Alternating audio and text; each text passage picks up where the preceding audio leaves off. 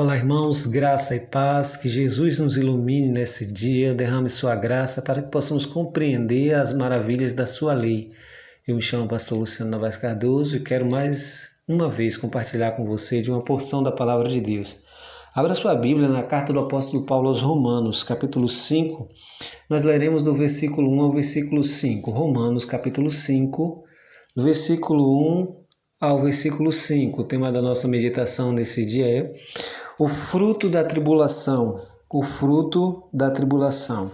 Diz assim o texto sagrado: Justificados, pois, mediante a fé, temos paz com Deus, por meio de nosso Senhor Jesus Cristo, por intermédio de quem obtivemos igualmente acesso pela fé a esta graça, na qual estamos firmes, e gloriamo-nos na esperança da glória de Deus. E não somente isto, mas também nos gloriamos nas próprias tribulações, sabendo que a tribulações produz perseverança. A perseverança, experiência, e a experiência, a esperança. Ora, a esperança não confunde, porque o amor de Deus é derramado em nossos corações pelo Espírito Santo que nos foi outorgado.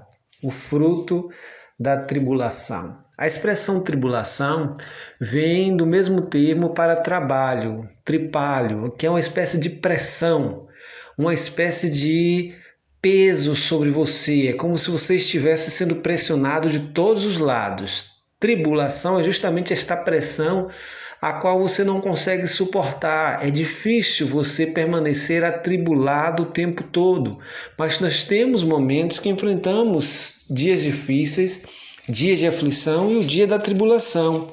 Paulo começa esse trecho mostrando o resultado da graça em nossas vidas. Somos justificados, pois, pela fé em Jesus Cristo. Esta justificação promove a paz entre nós e Deus. Sendo justificados, pois, pela fé, temos paz com Deus. Nós que estávamos separados de Deus pelo pecado, agora temos, por intermédio de Jesus Cristo, acesso a Deus e nos reconciliamos com Ele.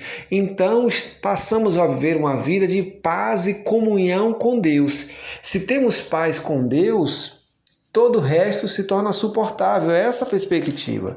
Por isso que Paulo diz, por intermédio de quem obtivemos igualmente acesso pela fé a esta graça, por intermédio de Jesus Cristo, na qual estamos firmes e gloriamo-nos na esperança da glória de Deus, na esperança de que o nosso corpo mortal seja revestido de incorruptibilidade, de que este mundo de choro, de dor, de sofrimento seja superado e finalmente alcancemos os novos céus e nova terra, onde o pecado não entra, onde carne e sangue não podem herdar, onde não há sofrimento, não há dor, não há fome, nenhum desses males. Por isso nos gloriamos nessa esperança, nessa convicção da glória de Deus. E não somente isso, mas nos gloriamos nas próprias tribulações, porque as tribulações produzem, à luz da palavra de Deus, efeitos, frutos maravilhosos na vida do cristão. Nós sempre precisamos lembrar que existem lições que somente as tribulações podem nos dar.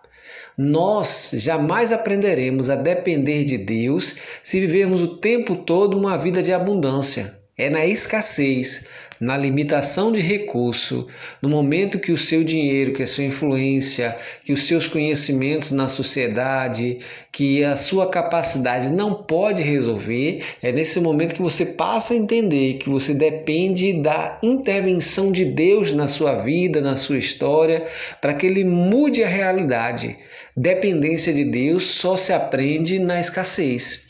É por isso que a tribulação tem um poder enorme de nos ensinar a dependência de Deus, de nos ensinar a desenvolver uma vida de oração. Nada como a tribulação para fazer com que nós oremos mais. Infelizmente, muitas vezes essa é a única alternativa para que o Senhor nos ensine essa lição. Não deveria ser assim, mas o pecado que habita em nós faz com que muitas vezes as consequências sejam sempre estas. Por isso que a tribulação ela produz os seus efeitos positivos também. Paulo se gloria na tribulação. Por quê?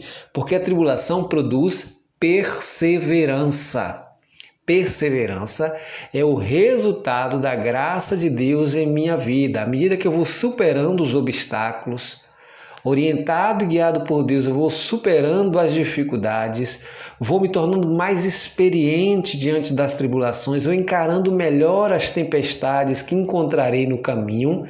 Então, a tribulação vai produzir em mim perseverança, porque eu olho para trás e vejo que já superei outros momentos difíceis. A perseverança produz experiência.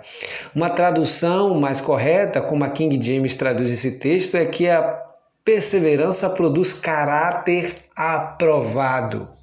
Porque nós precisamos entender que a fornalha que purifica o ouro pode ser para nossas vidas, e a tribulação pode ter este mesmo objetivo de purificar o nosso caráter, de moldar o nosso ser.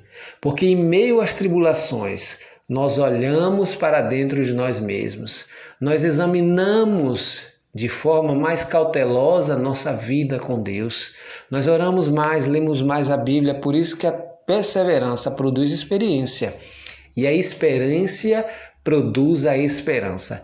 Esperança no texto bíblico não é algo incerto. Pelo contrário, esperança no texto bíblico, no original bíblico, é a ideia de convicção, de certeza.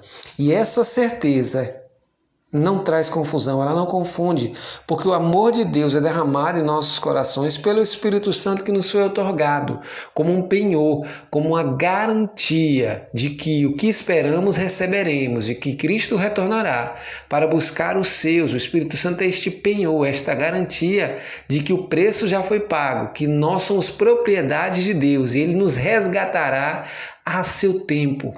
Por isso que se você está enfrentando tribulação, aflição, aprenda com as tribulações. Talvez Deus tenha um grande propósito na sua vida. Talvez Deus deseje mudar o seu ser, mudar sua visão, sua perspectiva, seu olhar. Talvez Deus deseje e queira que você fortaleça a sua fé. E nada como dias difíceis para fortalecer a nossa fé, para nos colocar de joelhos, para produzir em nós consagração. São poucas as pessoas que se consagram sem sofrer. Além disso, é algo importante. Nós sempre precisamos lembrar.